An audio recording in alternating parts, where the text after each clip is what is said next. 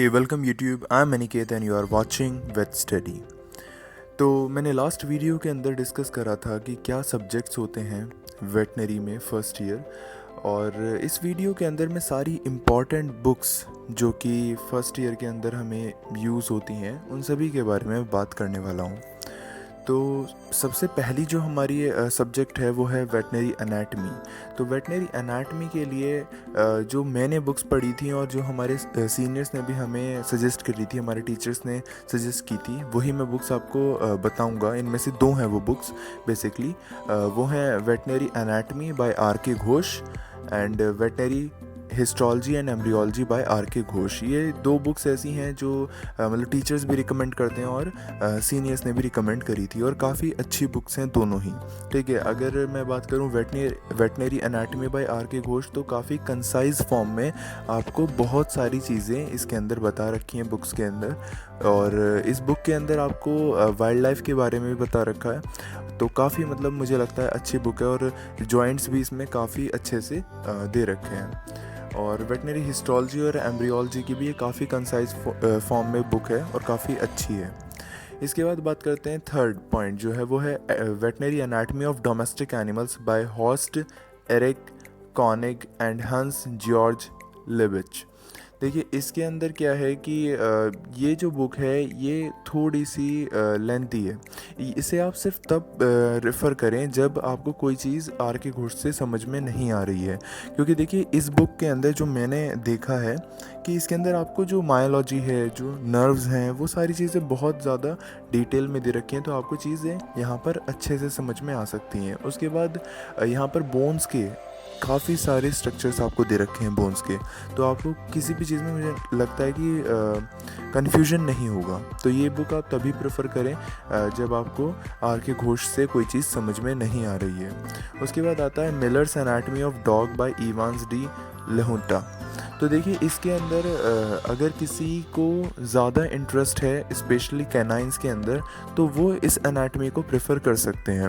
और जैसा कि मैंने देखा था कि अब्रॉड कंट्रीज़ में वेटनरी के स्टूडेंट्स क्या क्या वो प्रेफर करते हैं, तो उसमें भी मैंने देखा कि मिलर एनाटमी जो है वो उनका एक कॉमन बुक है जो वो फॉलो करते ही करते हैं। तो मुझे लगा ये भी काफ़ी इम्पोर्टेंट है, बिकॉज़ जब आप क्लिनिक्स में जाएंगे तो आपको देखने को मिलेगा कि ऑलमोस्ट आपके 80 to 90% जो पेशेंट होते हैं वो डॉग्स होते हैं। तो इसीलिए हमें इस स्पीशीज़ पर ज़्यादा फोकस कर सकते हैं। ये मेरा पर्सनल ओपिनियन है।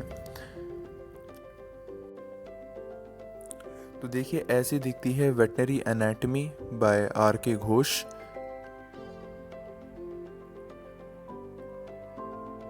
एंड ये है veterinary anatomy of domestic animals. फिर ये है Miller's anatomy of the dog. इन सभी बुक्स की आप पीडीएफ भी डाउनलोड कर सकते हैं, क्योंकि एक्चुअल बुक्स तो काफ़ी महंगी होती हैं, काफ़ी कॉस्टली आपको पड़ेगी ये, और अराउंड 5000 कोई 7000 इस टाइप की इनकी रेंज होती है। बट आप इनकी जो पीडीएफ हैं वो आप डाउनलोड करके और आप लैपटॉप या फिर टैब में आप पढ़ सकते हैं। फिर है ये veterinary histology and embryology by R K Ghosh. तो ये भी काफ़ी अच्छी बुक है। उसके बाद बात करते हैं books of veterinary physiology and books of LPM. तो देखिए, वेटनरी फिजियोलॉजी के अंदर जो मैं सिर्फ एक ही बुक को प्रेफर करूँगा, क्योंकि देखिए बहुत सारी प्रेफर करने से कोई फ़ायदा नहीं है, पढ़ी तो जाती कम ही है बुक। तो एक ही बुक मैं प्रेफर करूँगा, वो है Dukes physiology by William Morris, और हमारे टीचर्स ने भी हमें यही सजेस्ट करी थी। बाकी आपके जो टीचर्स के नोट्स हैं वो और ये बुक इतना फिजियोलॉजी के अंदर सफिशेंट होता है। किसी भी एक बुक को प्रेफर कीजिए और उसी बुक को कोशिश कीजिए बार बार पढ़ने की। अगर आप उसी बुक को कई बार पढ़ लेंगे और अच्छे से पढ़ लेंगे तो वो भी सफिशेंट होता है, मोर देन सफिशेंट इनफैक्ट मैं कहूँ तो देखिए, वेटनरी के अंदर कई बार हमें ह्यूमन फिजियोलॉजी, जो ह्यूमन मेडिसिन के अंदर जो फिजियोलॉजी बुक्स होती हैं, उन राइटर्स की भी हमें बुक सजेस्ट करी जाती हैं कि आप उन्हें भी रीड कर सकते हैं। क्योंकि देखिए, फिजियोलॉजी तो सिमिलर होती है, चाहे वो ह्यूमन की हो या फिर वो एनिमल की हो। तो आप उसे भी यूज़ कर सकते हैं, बट मैं अपने पर्सनल ओपिनियन में ये कहूँगा कि आप यूज़ ना ही करें तो ज़्यादा अच्छा है। आप ड्यूक्स फिजियोलॉजी के लिए जाएं, वो यूज़ करें तो ज़्यादा अच्छा होगा, क्योंकि देखिए ह्यूमन फिजियोलॉजी के अंदर आपको पता तो चल जाएगा, नॉर्मल फिजियोलॉजी आपको पता चल जाएगी, बट वहाँ पर आपको स्पीशीज़ डिफरेंस पता नहीं चलेंगे, ठीक है, कि डिफरेंट स्पीशीज़ के अंदर क्या क्या डिफरेंसेस आते हैं। वहाँ पर सिर्फ आपको ह्यूमन का पता चलेगा, ठीक है। और स्पीशीज़ डिफरेंस बहुत इंपॉर्टेंट होते हैं, चाहे वो आप एनाटमी ले लीजिए, चाहे आप फिजियोलॉजी ले लीजिए।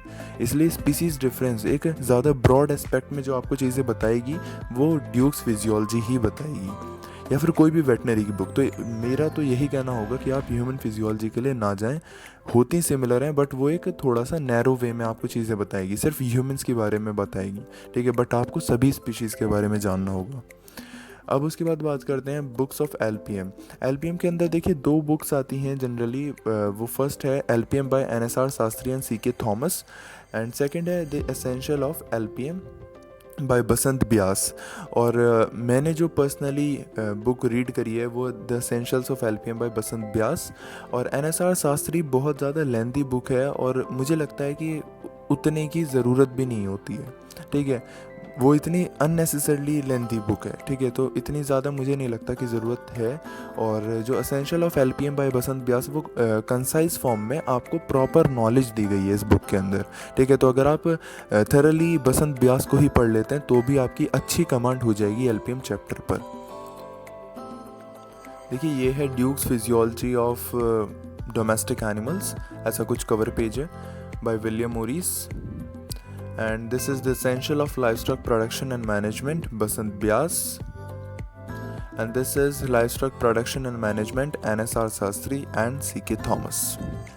Thanks for watching my video. If you like, then please press the thumbs up and subscribe to Vet Study.